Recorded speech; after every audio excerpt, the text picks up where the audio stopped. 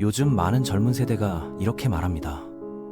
왜 우리는 똑같이 노력해도 부모 세대만큼의 삶을 얻기 어렵지? 집값은 끝없이 오르고 월급은 그대로고 결혼이나 내 집 마련, 노후 준비 같은 인생의 큰 목표들은 멀어지는 것처럼 느껴집니다. 그런데 이 질문을 진지하게 들여다보면 단순히 요즘 젊은 세대가 힘들다라고만 하기엔 설명이 되지 않는 부분들이 있습니다. 지금 우리가 살아가는 시대는 분명 인류 역사상 가장 풍요로운 시대인데 정작 젊은 세대가 느끼는 현실은 그 반대로 가고 있기 때문이죠. 바로 이 지점에서 이야기를 시작해 보겠습니다. 우리가 알고 있는 세대 갈등의 표면 아래 훨씬 더 깊고 구조적인 변화가 자리 잡고 있다는 사실을요. Z세대 여러분들에게 꼭 말씀드리고 싶은 게 있습니다. 그리고 이 이야기는 한국에서 하나의 집단으로 묶여 이야기되는 MZ세대 전체에게도 그대로 적용되는 내용입니다. 지금 우리가 살아가는 시대는 인류 역사상 가장 풍요로운 시대입니다. 지난 10년 동안 전 세계가 생산한 상품과 서비스의 양은 인류 5천년을 모두 합친 것보다 많습니다. 기술 발전이 가져온 건 단순한 물질적 풍요만이 아니라 더 나은 의료 서비스, 지식에 대한 거의 무한한 접근, 일상 곳곳에 스며든 편리함과 무수한 엔터테인먼트까지 포함됩니다.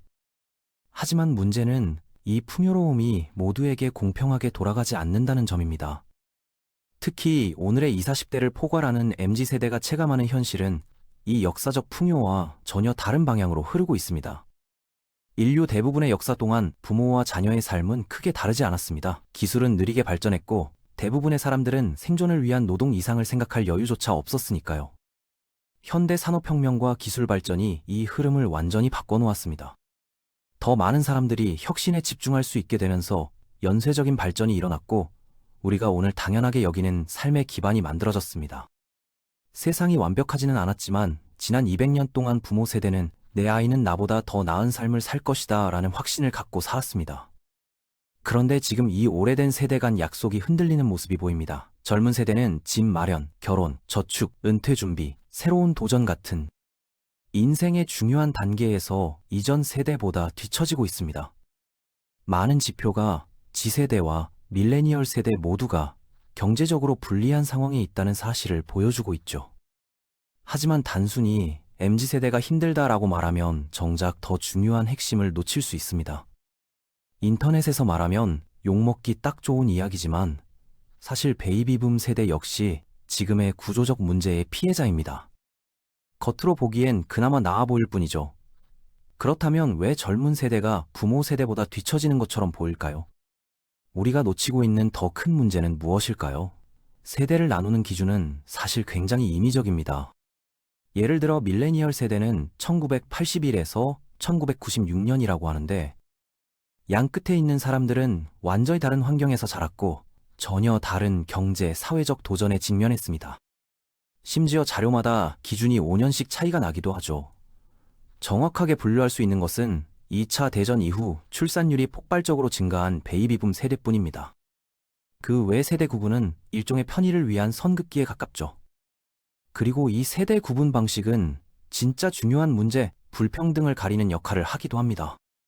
10년 전이었다면 밀레니얼 세대가 힘들다는 분석이 주류였을 겁니다. 하지만 지금 그들은 역사상 가장 부유한 세대가 되려 하고 있습니다. 높은 수입, 자산 축적, 그리고 상속이라는 요인이 합쳐지면서 젊은 나이임에도 빠르게 부를 쌓고 있죠.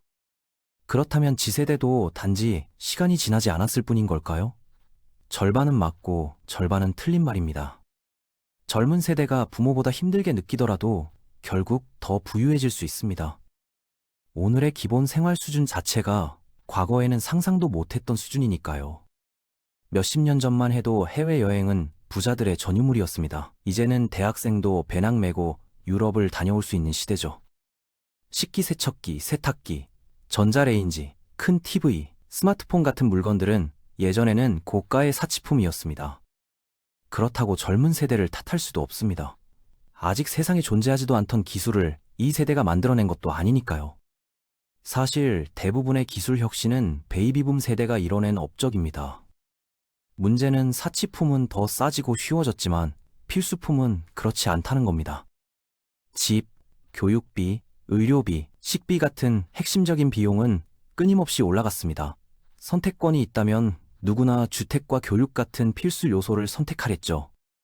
하지만 지금 많은 젊은 세대에게 그 선택은 사실상 불가능합니다. 세계 대부분의 경제 시스템, 특히 선진국은 자산을 가진 사람에게는 철저히 유리하고 근로자에게는 그렇지 않게 설계되어 있습니다. 주택시장이 비정상적으로 팽창한 것은 그 대표적인 증상입니다. 베이비붐 세대는 근로자에게 유리한 시절에 자산을 쌓을 수 있었습니다. MZ세대는 정확히 그 반대의 환경에서 출발했습니다. 이 부분이 세대 간 격차를 키운 핵심 중 하나입니다. 또 한 가지 큰 문제는 부채입니다. 오늘날 순자산이 마이너스인 젊은 세대가 매우 많습니다. 학생 대출, 소비자 대출, 신용 기반 대출 시스템은 30년 전에는 상상하기 어려웠던 일들입니다. 기술이 발전하면서 은행과 금융권은 더 많은 사람에게 더 쉽게 돈을 빌려줄 수 있게 되었고, 사람들은 더 쉽게 부채의 함정에 빠질 수 있게 되었습니다. 또 한 가지 구조적 변화는 출산율 감소입니다. 부유한 국가에서 출산율이 낮아지면서 상속은 점점 소수에게 몰리고 있습니다. 외동 자녀는 부모 양쪽의 자산을 통째로 상속받아 통계적으로 세대 전체 부를 왜곡시키기도 하죠. 이 모든 요인이 결합되면서 새로운 세대는 더 많은 불평등을 경험하게 됩니다. 그럼 왜 우리는 이 사실을 지금에서야 직면하게 된 걸까요? 2차 대전 직후 세계는 엄청난 재건의 시기를 겪었습니다. 유럽은 자본자산이 파괴되면서 자연스럽게 불평등이 줄었고, 미국은 복귀한 병사들의 삶을 지원하는 정책을 펼치며 중산층의 황금기를 만들었습니다. 하지만 시간이 지나자 경제는 다시 자연스럽게 부를 상위로 집중시키기 시작했습니다. 노조의 힘은 약해지고 규제 완화는 가속화되며 기업과 자본의 영향력은 커졌습니다. 결국 그 결과가 지금의 젊은 세대에게 가장 강하게 나타나고 있는 것입니다. 중요한 건 이겁니다. 지난 70년은 자산가들에게 정말 좋았던 시대였지만 세계에서 가장 가난한 사람들에게도 놀라운 진전이 있던 시대입니다. 빈곤 국가들의 거대한 경제 성장으로 전 세계 빈곤 비율은 크게 줄어들었습니다. 하지만 선진국에서는 중산층이 상위층의 부축적 비용을 지불하고 있고 하위층에게 갈 기회마저 경쟁 속에서 줄어들고 있습니다. 그래서 이 문제는 세대 싸움이 아니고 명확하게 불평등의 문제입니다. MZ세대가 힘든 이유는 게으르기 때문도, 소비가 많아서도, 부모 세대가 잘못해서도 아닙니다. 경제 구조 자체가 바뀌었고 그 무게가 젊은 세대에게 집중되고 있을 뿐입니다. 이 구조적 변화를 인정해야 다음 단계로 나아갈 수 있습니다. 서로를 탓하는 대신 문제의 본질을 정확히 보는 것, 그게 이 이야기를 통해 전달하고 싶었던 핵심입니다. 오늘 내용이 복잡한 경제 흐름을 이해하는 데 조금이라도 도움이 되었길 바랍니다. 다음 영상에서도 더 깊이 있는 이야기로 찾아오겠습니다. 구독과 좋아요 부탁드립니다.